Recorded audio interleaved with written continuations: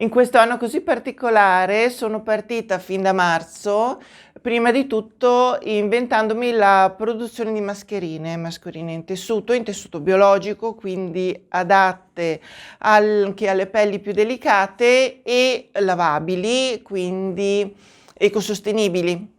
Poi andando via via durante l'anno mi sono inventata anche degli altri servizi per potermi avvicinare sempre di più alle mie clienti, soprattutto quelle che magari avevano problemi di mobilità e sono partita quindi con il servizio di sartoria a domicilio. Quindi tutte quelle persone che avevano bisogno, ecco, dei miei servizi ma non si potevano muovere, tranquillamente vado io. Un altro servizio che ho attivato proprio in occasione delle feste è il servizio Spedisci il tuo regalo che vuoi tu.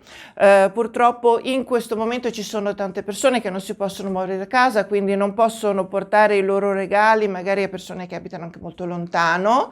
e quindi questo servizio è pensato proprio per loro, e per loro, insomma, loro possono scegliere il regalo che vogliono e io lo spedisco gratuitamente in tutta Italia.